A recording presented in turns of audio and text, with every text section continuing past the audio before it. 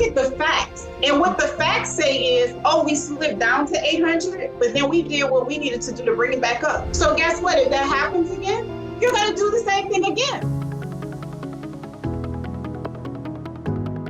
I started as a non-believer in big numbers. I remember the first questions you asked initially were, how much revenue are you planning to make? And I was in the 250, 500,000. And in just 2 years, just a dramatic revenue that kind of blew my mind. And I think I'm still in the poor dad's mentality of lack. Is this going away? And we've lost some clients. And so again, really the up and down of the business that keeps you scared instead of keeping you strategic or keeping you where you're planning ahead or you're embracing the change. The first issue that you mentioned, grow your flow. I have not grown flow. I think I was just scared of just maintaining. I hit 1 million, but didn't grow staff at all because again, I'm scared. Will I be able to sustain them? Will we lose market share? Will all this running the scared? This was very good information to go back and think through what is really the strategy of this business. How am I growing, and am I growing organically and growing sustainably so that I'm not running business scared? Appreciate this. I took quite a bit of notes on what are the things I need to be working on. I think my biggest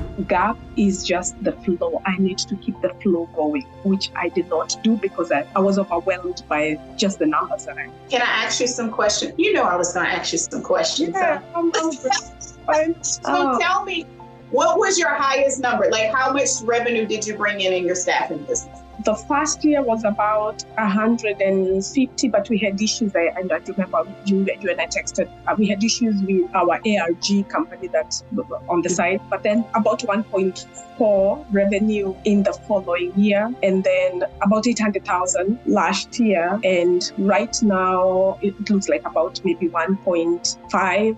Might be the run rate. We moved into New Jersey, started in the group home. We got a big client in the group home sector, so that's new, but then also losing some bandwidth. Some of the clients in North Carolina also started South Carolina too, which is slow, but then very steady, but diversifying in a way. But I need the courage to know this can be sustained. I think I need to work on my own personal thinking process. First of all, let's not act like you didn't just say you made $1.4 million, because I didn't know that. Yeah. Okay, I celebrate that, and you should too. Yeah. Yeah, that's not a small thing. What I do like is what you just said, right? So you said that you took like this curve from 1.3 down to 8 to 1.4. So you adjusted. Here is my issue, and this is not directed at you. I'm just sharing this because you shared. So thank you for sharing this. Guys, everyone here, this is the thing with entrepreneurship. I'm not saying you can't go down, it happens. So you made the adjustment, right? You made the adjustment, you guys brought it back up, but you can't do that with scared energy because it will happen again. And what I feel, can I just be honest? Yeah. So what I feel is fear, even in you talking. I feel like you're hitting the numbers, but you're terrified.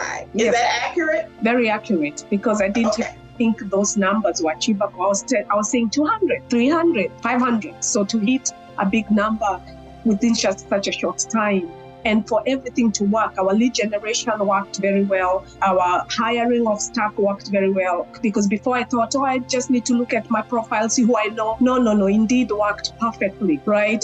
So the concepts worked, but the scary part is that I thought, it takes 5 years to grow a business, then, right? So it didn't take that curve of 5 years of dryness. It took quickly running in and then starting to go down. And so you're right, it's the scary running, which I need to convert that energy to more productive work. So we have no leads, right? Our panel for leads are very low. And again, it's the issue of if we hire a team, I know you just talked about this last part where you said you gotta put people in place. I'm scared, will I put people in place then fire them?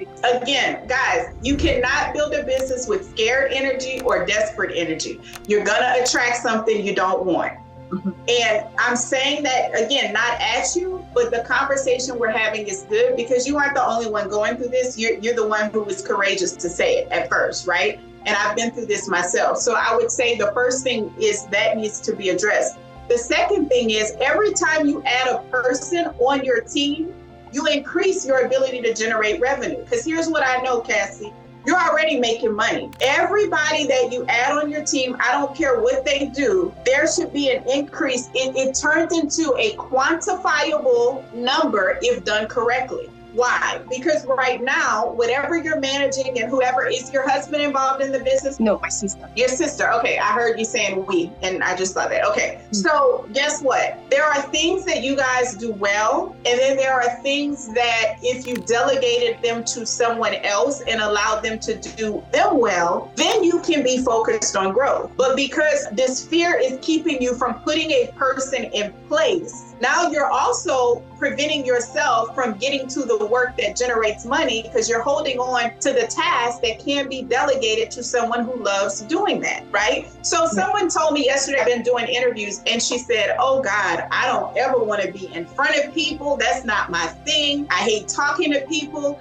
but here's how I would love to support you. Well, guess what? It's not unfair to her, because she's saying, hey, in order for you to continue to be you and you let me be me, like this is a win-win. Like I'm a geek back here and I want to do all this stuff behind the scenes and work on this and work on that. And you love working with people and you love helping them. And I want you to be able to do that. So what I'm saying is if I hold on to everything, guess what that now impacts? That now impacts me working at my highest. Have you heard me say that? Work at your highest level always. Well, you're an entrepreneur now. You have a business that is, first of all, you're doing something 99% of people don't do. You're still here in business after the first year and you've already crossed the 7-figure mark twice. Like, look at the facts. And what the facts say is, oh, we slipped down to 800, but then we did what we needed to do to bring it back up. So guess what? If that happens again, you're going to do the same thing again. So it's nothing to be afraid of. Yeah. Okay. What I would encourage you to do is determine who the next person you need is, and then figure out, okay, how can I increase my cash flow to be able to feel secure in bringing this person on? Yeah. I think I'm clear that I need to hire sales. I think that's the part that we need. This was very helpful. And you hit on just my issue is lead generation, and went through just enough strategies, because really that's what will keep it going. Awesome. And please smile like you made 7. You didn't let us know. We didn't get to celebrate with you, but I'm glad you shared it now. Yeah, congratulations to you.